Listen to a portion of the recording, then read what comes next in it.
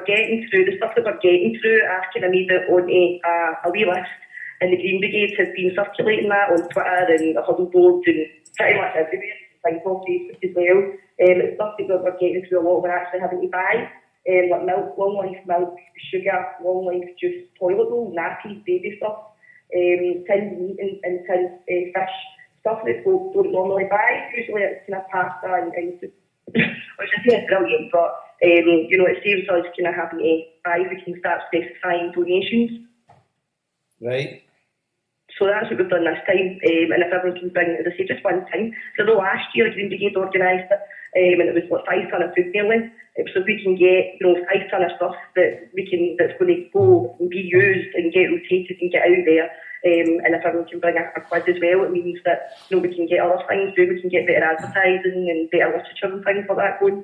Yeah. Tara, where can anybody listen to this, see that list? It's on, see, if you go on to Glasgow North East Twitter, which is Glasgow NE, it's on mine as well, my own Twitter, the poster, where the collection points are going to be on the day. There's 5, the same as last year. It's pretty much the same poster as was circulated last year, but just with a kind of shorter list on it, and also saying that we're accepting cash this year as well. So it's kind of, it's on the huddle board. I'll put it again out on my Twitter. I'll tweet it to you guys, and you guys can retweet it, so anyone listening can get a hold of it. And as I say, if it could bring just one thing, would be absolutely amazing in £1. Bring a bag of that one thing would be great, but just one thing and one quid would be absolutely tremendous. Everyone's doing so much now for food banks, and everyone's doing so much for charities and stuff. I don't expect folks to turn up wear a bag of shopping. Things are tight all over, but if you could bring one toilet roll and £1, that's going to help somebody else in the community. We've got the poster up here. So what it says is current most wanted items: sugar, UHT milk. Is that's a long life milk, is it? Yeah, long life. UHT juice, toilet roll, tin fish, tin fruit, tin custard, rice. I assume that means tin meat, biscuits, baby food, nappies, wipes, toiletries, soap, toothpaste, and so on and so forth. And also cash donations welcome. So you're asking maybe people to bring one or a wee bit more of these items and £1. Yeah, that's exactly it. If folk could just bring, as I say, one toilet roll, obviously the support will be amazing. It always is, the Celtic fans are, famously tremendous in their support of things like this. As you guys said earlier on, it's what the club was founded on, is kind of feeding the hungry, feeding the poor. So I know that it will be amazing, and as I say, any donation is tremendous, but better for us if we're getting the stuff that we really need, rather than more beans and more pasta and more soup. We're actually kind of reaching out to other projects now with the surplus, rather than sitting in our store. We're getting out there to places that are using it. So yeah, really that's it, Joe. If folk would just bring one thing, or a couple of tins of fish, or a couple of toilet rolls, that would be absolutely brilliant. We'd really appreciate it. So we've just retweeted that now. So if you're on our Twitter, folks, retweet that. It's going to be hopefully that's going to go very well. November the 1st at Celtic Park. I'll see you that day, Tara. I'm over for that game, so I'll pop over and see you. You organise a rendezvous later on there, you saucy beast. I'll make sure everybody in our club and the St Margaret's that we're travelling with, I'll make sure they all know about it and bring some as well. There's a Tesco anyway, isn't there? Brilliant. Buy some stuff. That'd be great. The fact that we're still food banks are still needed, though, it's still ridiculous. Scandal in the modern world, I know. I totally agree with you. I know. It's a year I've been doing this now. Since you guys had me first on, thanks to Joe, who's just on my warm-up pack. Indeed, that was his idea, no mine. But yeah, it's a year I'm doing it, and the demand it's just getting more and more. We're seeing such a spike in work. Food poverty, so people that are, one person in a household's employed and they're having to come to us. It's just so frustrating. I think it's good that we are there to kind of butter it and help folk that are struggling. It's been me. That was how I started out in this journey, because I had to use one. And now it's kind of, I'm going to go to help other people that are in that situation. And it's rotten, but at the same time, it warms my heart that folk are willing to help, and it's bringing people together as a community again, which I think was lost for a really long time. Like today, the donations, see, since the referendum, I mean, honest to God, we've had over a ton of food donations and about 600 quid in cash just since the referendum decision. It's really kind of, for whatever reason, it's totally spurred folk on to want to help and give something back, and people want to volunteer, and folk just want to make a difference. It's absolutely amazing, and it's a shit thing that's needed, but at the same time, it really kind of lifts my spirits, and it really makes me proud of my fellow man, to be honest. That's an interesting point you bring up about the referendum, because I think the referendum brought food banks to the attention of a lot of people, sort of kind of the yes campaigns, maybe, I don't know if propaganda is the right word, but I think it brought to attention to a lot of people who probably didn't think about that stuff before. Is that fair enough? Is that fair to say, right? Sorry, Joe. I think it's not just, there's a kind of misconception, it's all yes voters, it's all people that want to change. I'd say there is quite a high, proportion that are kind of yes voters or whatever, but we get a lot of no voters as well, just kind of wanting to make a difference and come along and volunteer and whatever. So I don't know why, I don't know, I think as you say, it's just kind of highlighted the issue, which has been there, as we know, for a year that I've been doing it. But it's, it just kind of, I suppose, just want to make a change and give something back, I think. Yeah. And you voted no yourself, didn't you, Tara? Oh, absolutely. I was a total no voter. Incidentally.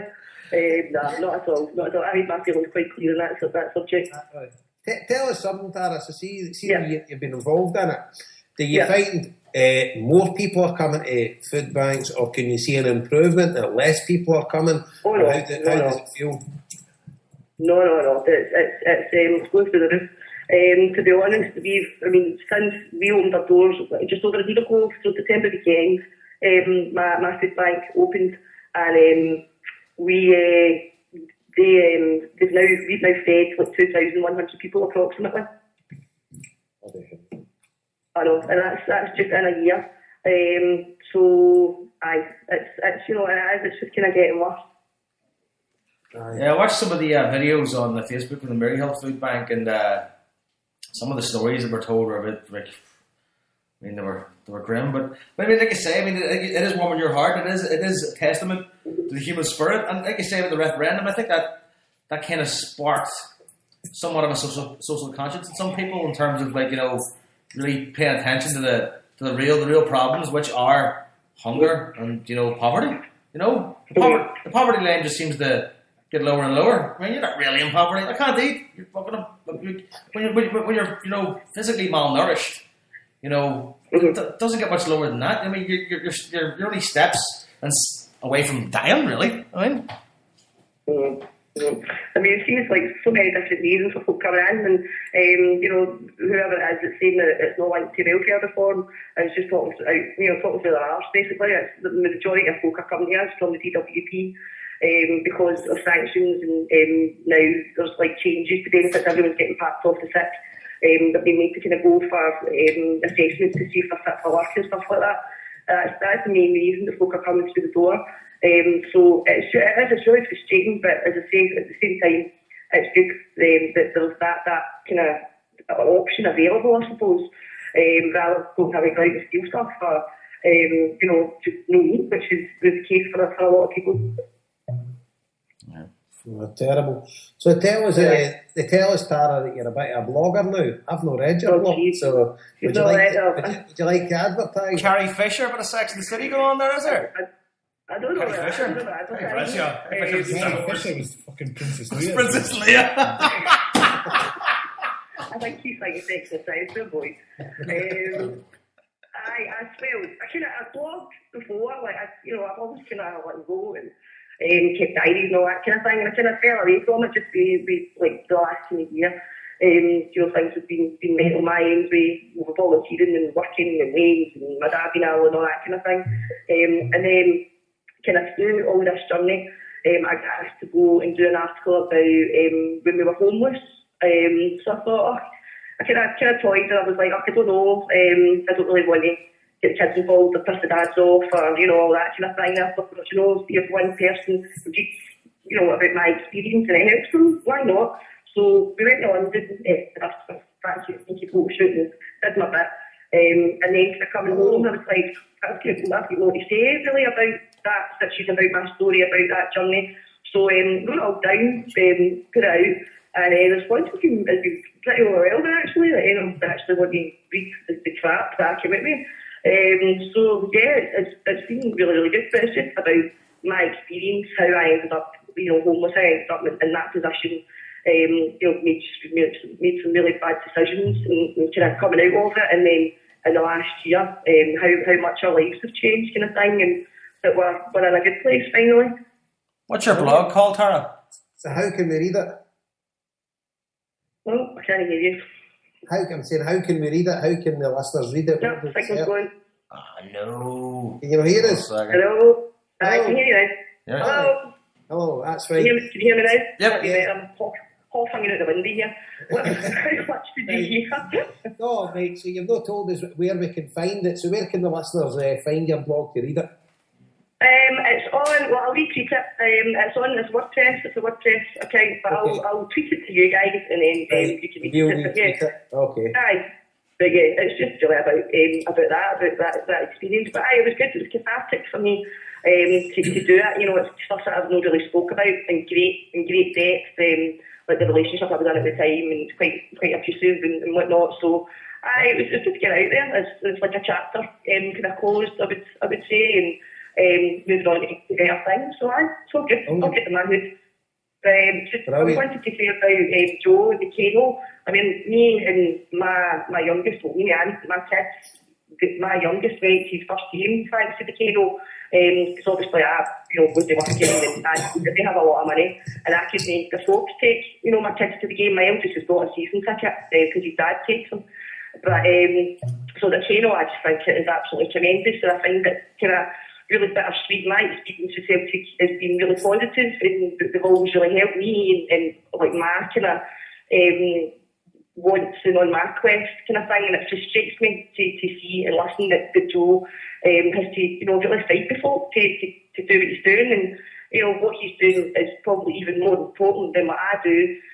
So I just don't understand it. I don't understand why the club wouldn't be backing him, wouldn't be backing the foundation and pouring in so much more money and support to what they do, because they're encouraging the next generation of fans, and the way things are at the moment, there isn't going to be a next generation of fans in my kind of thinking anyway. So I just don't get it, and I can't take the guy highly enough, to be honest. I think he's tremendous, and the work he does is just brilliant. Yeah, totally emphasise. I don't know if it's more important than your work, but the two of them are very, very, very important. Aye. I just think Wayne's involved, Well, I think someone's got to do it at the end of the day. I think he's inspired me really to do what I do. He's always been a great support and great encouragement, and as I say, kind of pisses me off a wee bit that he doesn't get the recognition or the support that he should really be getting. As I say, he's encouraging a next generation there, and more should be done. But I just don't get it. I mean, I'm in position now, but I could be buying a season ticket. I was going to buy one in the summer.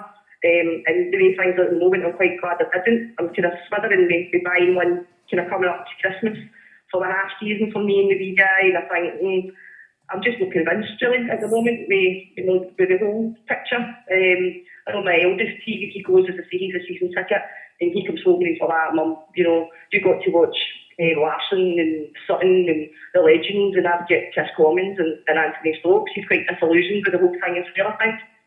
I think it's just that age group they are, There's no heroes, there's no heroes to watch, is there really? I mean, the closest you're going to get is Godaddy, and he's only been there for a couple of weeks, like. And that's it.